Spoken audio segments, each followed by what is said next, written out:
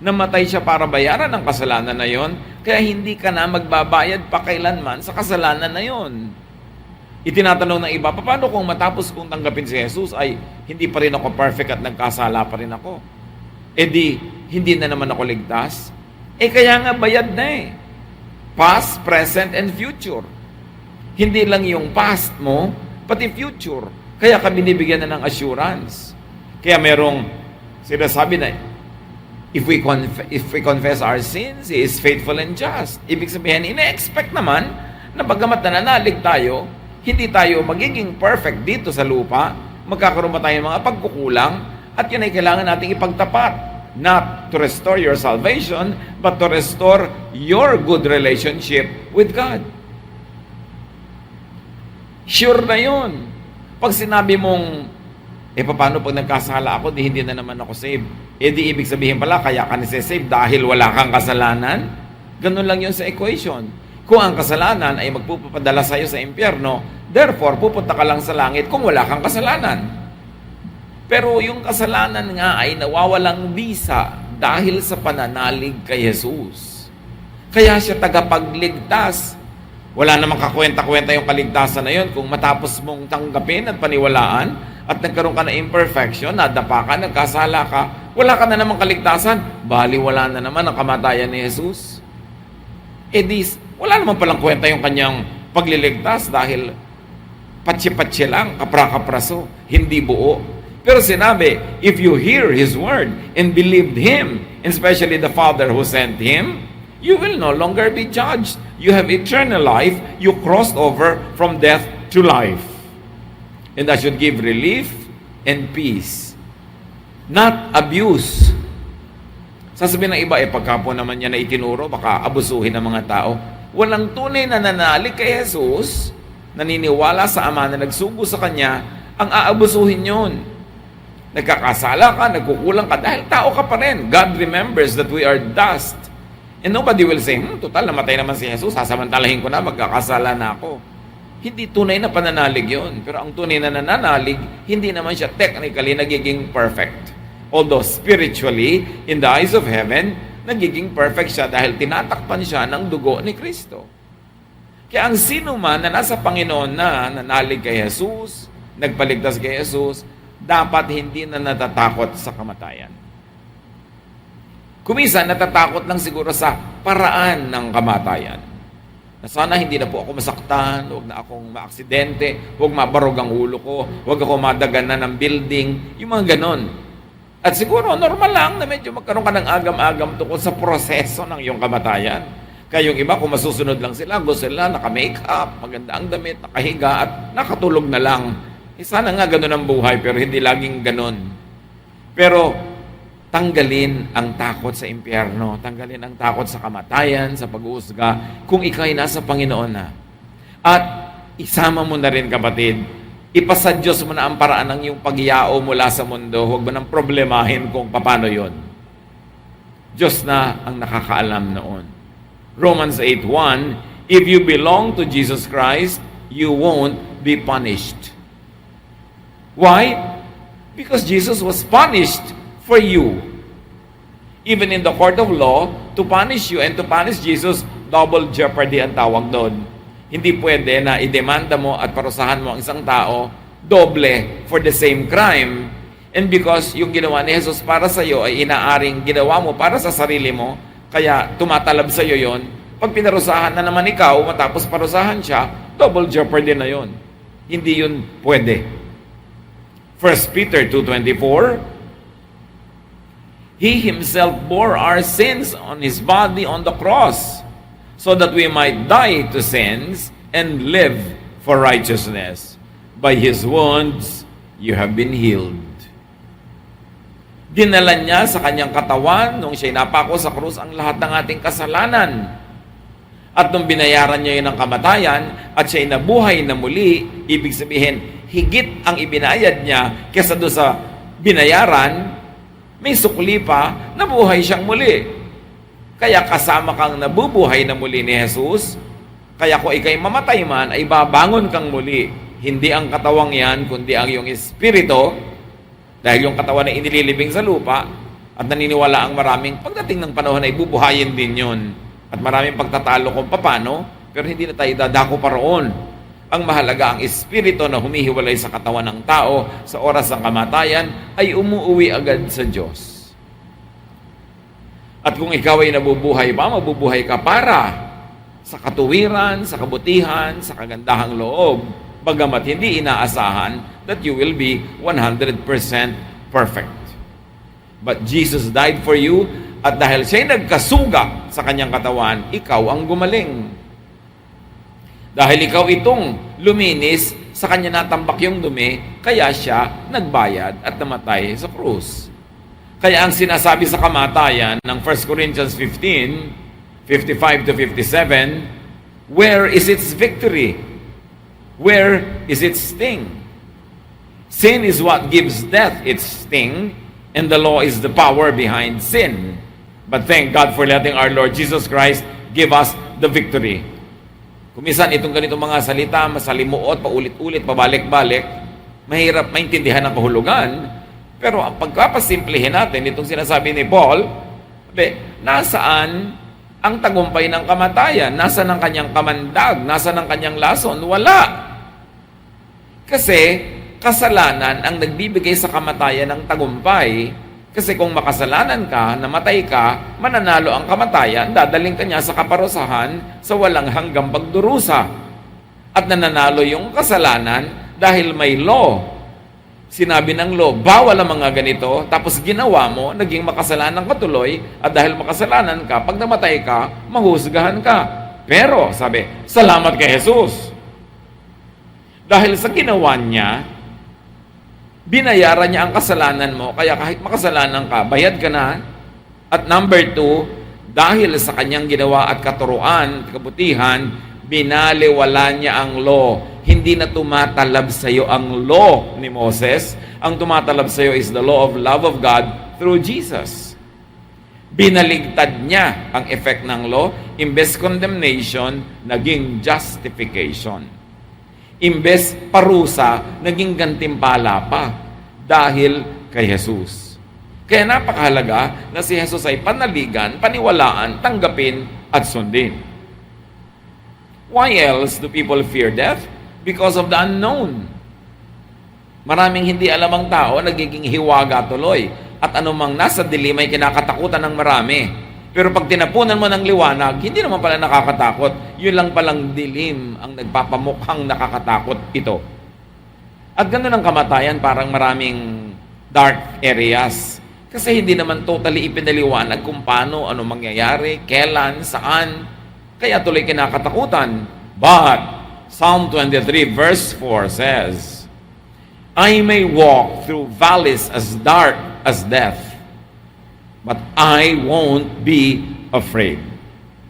You are with me, and your shepherd's rod makes me feel safe.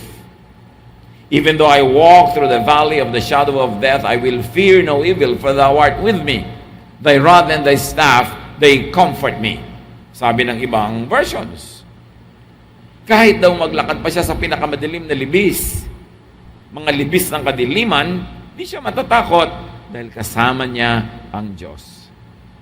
Hindi siya nag-iisa. At yung pamalo ng Diyos ay parang pamalo ng isang pastol, na pamalo yon hindi sa pastol, hindi na pinapastolan ng mga tupa, kundi sa mga leon, mga tigre, mga wild animals na gustong saktan yung tupa.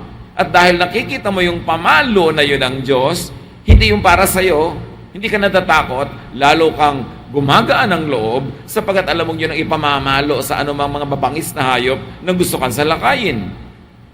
Ang lagi kasing itinuturo ng religion, papaluin ka ng Diyos, ikaw lagi ang natatakot na papaluin. Ang papaluin nga ng Diyos yung mga gustong sumakit sa'yo, manakit, manira. Hindi na ipapakilala ang Diyos ng tama dahil laging ginagamit ang Diyos na panakot. Takot tuloy yung umiiral sa puso ng mananampalataya. At di man natin alam kung ano ang mga detalye ng kamatayan, ng buhay na walang hanggan. Alam yun ang Diyos. May plano siya. At sapat nang naniniwala tayo sa Kanya para magkaroon tayo ng kapayapaan na alam niya ang Kanyang ginagawa. Jeremiah 29:11, For I know the plans I have for you, declares the Lord. Plans to prosper you and not to harm you. Plans to give you hope and a future. Sabi ng Diyos, alam na alam ko ang mga plano ko para sa iyo. May plano ako para sa inyong lahat. Ang planong ito ay para kayo pasaganain, hindi para kayo saktan. Planong ito ay para bigyan kayo ng pag-asa at ng magandang kinabukasan. So hindi mo man alam, manahimik ka na lang kasi alam ng Diyos kung ano ang darating sa atin. God knows. God has a plan. Romans 8:18, I am sure that what we are suffering now cannot compare with the glory that will be shown to us. So meron ka mang pagdurusa, minsan meron ka mang pagdududa, meron ka pag-iisip. So natitiyak ko na ang kaluwalhatian na ibubunyag pagdating ng panahon ay higit sa mga mumunting paghihirap na dinaranas natin ngayon. Glory, not gloom, awaits God's people. Ang naghihintay sa mga anak ng Diyos ay kaluwalhatian, hindi kapahamakan, hindi kalungkutan. Matthew 25:23, wonderful, his master replied. Ito doon sa kanyang servant na maganda ang performance. You are a good and faithful servant. I left you in charge of only a little, but now I will put you in charge of much more. Come and share in my happiness. Yun ang plano ng Diyos, yun ang inilaan ng Diyos sa kanyang mga anak, lalong-lalo dun sa magiging tapat sa paglilingkod, magiging tapat sa kanilang mga ginagawa, na sila ay hahatian ng kagalakan ng Diyos. Happiness is what God will share with His people. At pag lahat ng yan, ninamnam natin, baka ngayon ba ma-excite pa na sumakabilang buhay eh. Lalo't kung ang buhay dito hindi naman kagandahan. At kahit kagandahan pa nga, alam mong higit ang plano. Pero dahil nga hindi natin alam yung detail, talagang ayaw pa nating to die is gain. Mas gusto nating mas to live is Christ. Dahil lang, hindi natin talaga alam yung mga detalye. Ang pumapalit tuloy sa excitement, kumisan, agam-agam, doubt, and fear. People fear death because of disconnection with earthly life and relations. Isa yan ang tumatakot sa atin sa kamatayan, na malalayo tayo sa mga mahal natin sa buhay, mapuputol ang ating interaction, ang ating koneksyon. At isa na dyan, sa ating buhay na ito na ayaw nating mabitawan, is our attachment to the physical body. Kaya tayo natatakot. May mga fear na baka painful ang aking death, baka violent, baka bloody. We are so attached to this body. Meron pa na, parang nakakatakot na malagay sa ataol, parang masikip, baka mahirap huminga. Hindi ka na nga hihinga kasi patay ka na eh. Meron naman na ayaw pang malibig sa ilalim ng lupa, baka daw madilim, baka claustrophobic. Kasi nga akala mo ikaw yung iyong katawan. Kaya yung mga namamatayan, sobrang lungkot pagka ipinapasok na sa ataol yung katawan, o kaya ibinababa na ng bahay yung katawan, o kaya ipinapasok sa nicho o inililibing sa ilalim ng lupa. Kasi itinatrato nyo yung katawan nung yumao, na siya pa rin. No, hindi na siya yun. Yun na lang ang sisidlan ng kanyang tunay na personhood, which is his or her soul. Pagkalagot ng hininga, ang hininga ng mananampalataya ng anak ng Diyos, ang kaluluwa, ay bumabalik na agad sa Diyos. Wala na yun doon sa lamayan, wala na yun sa burol, wala na yun doon. Nasa Panginoon na, at ang naiiwan na lang ay yung katawan. So, while people might be afraid about their physical body, but what Ecclesiastes 12:7 says must be considered. And the dust returns to the ground it came from, and the spirit returns to God who gave it. Ang katawang lupang alikabok ay bumabalik sa lupa para maging alikabok muli. At ang espiritu na inilagay dito ng Diyos ay babalik sa Diyos na siyang nagbigay. So huwag na tayong masyadong malungkot pag nakikita natin yung katawan na inililibing o kung ano man ang ginagawa doon. Minsan ayaw pa magpa-cremate ng iba dahil baka paano daw siya bubuuin uli ng Diyos. Pagdating ng araw, bakit kung buo ka bang inilibing at naging alikabo ka rin doon, di bubuuin ka pa rin. Di ka naman nananatiling buo. Problema na ng Diyos yun kung paano niya bubuuin, kung bubuuin niya as is. But the point is, you are not your body. You are your spirit. You are that life that came from God that was temporarily sheltered in that body. Akala kasi natin tayo yung katawan natin. For a while, yes. As long as the spirit lives in the body. Kaya, kung iunawain natin ang mga katuruan na ito, mas gagaan sa ating pakiramdam. Yung paghihiwalay, yung paglilibing, yung kamatayan ng katawan. Kasi alam nating hindi naman talaga namatay yung tao, yung katawan lang. Kasi dati namang walang buhay yung katawan na yun eh. Yung mga bahagi ng lupa na nasipsip ng ugat ng papaya, nagkabunga yung papaya, kinain mo yung papaya, naging bahagi mo. Natural dapat bumalik uli sa lupa yun para maging abukado naman o maging santol. Magpapabalik-balik kasi kung hindi naman babalik sa lupa ang katawan ng tao, din naubos yung lupa. Kasi nakain na natin lahat yung laman ng lupa, generation to generation to generation, wala nang babalik. Wala nang sustansya yung lupa. Hindi tayo katawan natin lamang. Tayo'y espiritu. At yun ang mahalaga.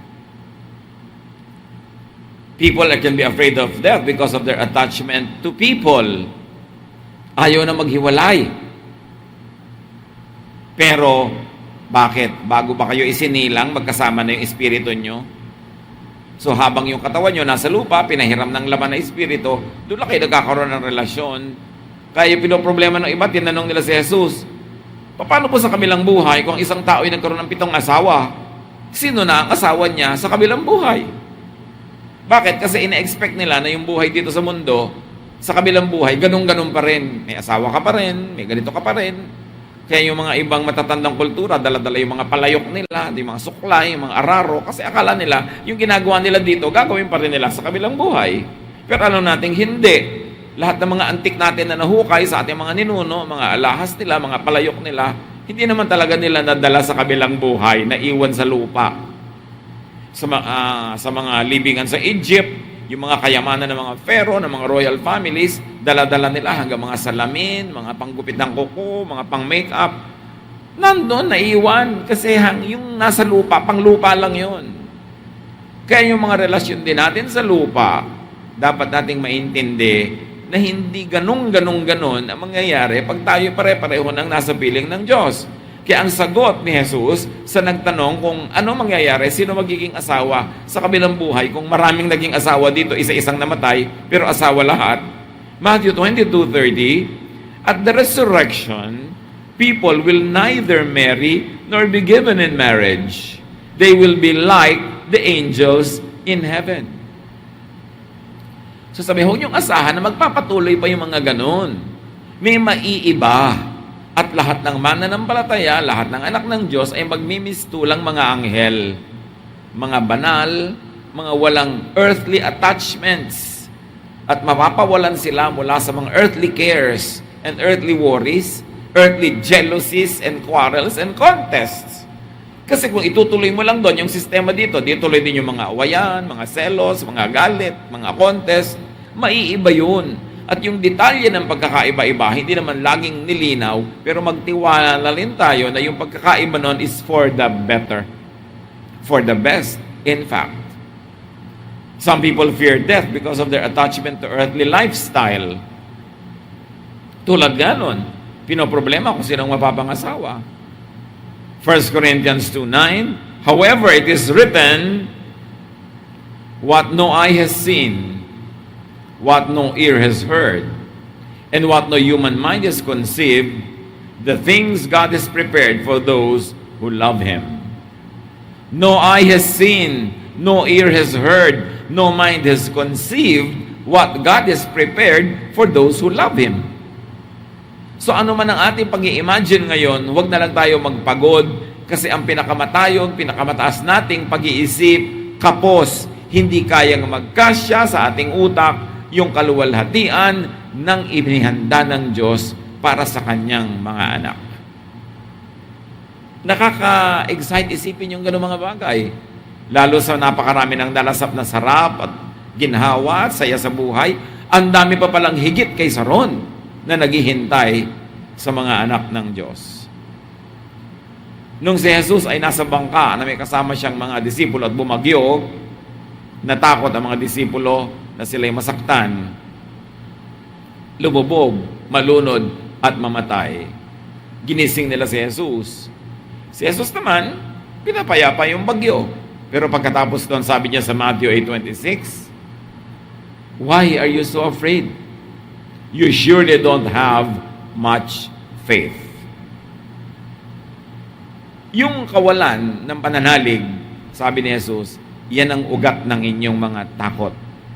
Kaya kayo natatakot, wala o konting masyado ang inyong pananampalataya.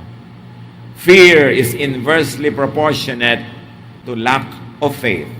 Meaning, the less faith, the more fear. So, kung mas matatakotin tayo, isa lang ang ibinubunyag noon, konti ang ating pananalig sa Ama at sa Anak. Now, fear is in the mind. Yang fear, yang takot, nasa isip yan. Iniisip lang yan. Kaya ang pangontra dyan, isip din. Only what is also in the mind can defeat fear, and that is faith. Dapat bawat naiisip natin katatakutan, palitan ng pananalig, palitan ng paniniwala, palitan ng pagtitiwala sa Diyos. Luke 17:5, the apostles said to the Lord, "Make our faith stronger. Increase our faith." So dapat dagdagan ng pananalig, manalangin, magtiwala, at kung kulang at kulang, humingi sa Diyos ng dagdag na pananalig tulad ng ginawa ng mga apostles. Kasi alam nila, yung pananalig nila kulang at kulang, humingi sila ng dagdag pa. At dagdagan din ng knowledge. Know the verses, know the scriptures that teach about death and the assurance of a glorious future in the Lord. Ignorance is the source and cause of fear.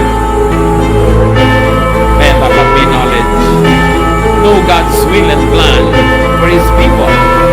Though they are not exactly detailed, but there's enough outline for you to understand the general direction of how things will be in the future. And that will lead to hope and peace. Ang pinakamahalaga, hope and peace. Dapat yun ang hindi nawawala, at dapat yun ang pinapalaki, hindi fear and trouble. 1 John 3:8, real love for others not being punished, being afraid, so that we can learn to love.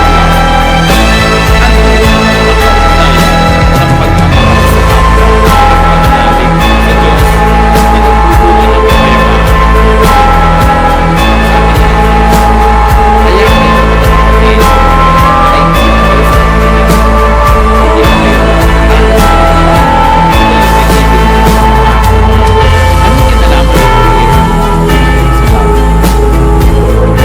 ikaw magulang o anak o kapatid o asawa, mahal mo, lalo magulang, mahal mo anak mo. Alam mo dahil mahal mo siya, hindi mo siya papabayaan, hindi mo siya ipapahamak, hindi mo siya nanaisip masaktan, magpuso. Mahal mo siya kaya gano'n. Kung nagmamahal ka, doon ka lang makakaintindi kung gaano magmahal ang Diyos. Kasi tayo lang, makasalanan, kulang, pero magaling tayong magmahal. Lalo't nagpasya tayong magmahal talaga. Talagang sakripisyal ang pagmamahal natin, nagtitiis tayo, nagdurusa para sa mahal natin. Pagka alam mo na yung ganung uri ng pag-ibig, magkakaroon ka na ngayon ng panukat, bagamat hindi sapat, pero magkakaideya ka kung gaano ka aalagaan ng Diyos, kung gaano ka Aadyan ang Diyos sa masama, kung paano niya ihahanda ang mabuti para sa iyo. Dahil kung ikaw nga na magulang na makasalanan, ay mabuti sa iyong anak, lalo naman ang magulang natin sa langit na walang kasalanan, mas mabuti siya sa atin. That's why love is the key that will open up your understanding to peace and security. Because whoever you love, you want to do good things for that person. But God loves us, therefore gagawan niya tayo ng mabuti. At magkakaroon ka lang ng clue sa pag-ibig ng Diyos kung ikaw mismo marunong umibig. Pero kung magdududa ka sa pag-ibig ng Diyos, magdududa ka rin sa Kanyang magandang layunin sa iyo. At ang nagdududa lang sa pag-ibig ay yung hindi umiibig. Pag alam mong magmahal, alam mong gagawin mo ang lahat para sa mahal mo. And infinitely more than how we love is how God loves us.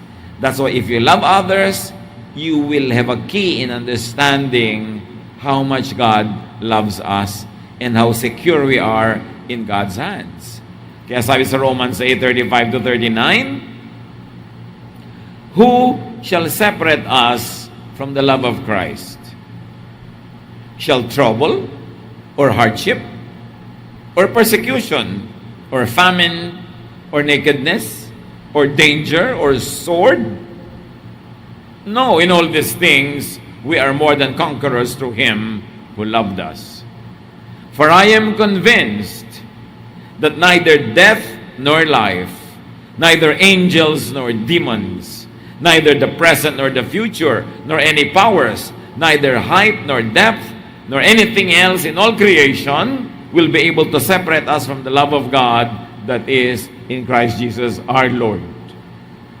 Sabi niya, nananalig ako. Wala akong agam-agam, wala akong kaduda-duda na wala anuman, sino man na makapaglalayo sa atin mula sa pag-ibig ng Diyos sa pamamagitan ni Jesus. Kamatayan man o buhay, nakaraan man o kinabukasan pa, sabi ganon, anghel man o demonyo, walang makakakayang maglayo sa atin sa Diyos dahil kay Jesus. Not even death. In fact, death will make us closer to God. Kaya napakagandang project, mga kapatid. Kung may nalalabi pa tayong malaking takot sa kamatayan, tanggalin yan. It is in the hands of God. The God who loves us and has proven His love for us by sending His Son Jesus to die in our place. So you want to be less afraid of death? You want to be less afraid of many things? Know the love of God. And the best way to know the love of God is to love others truly. Sanayan ang sarili magmahal.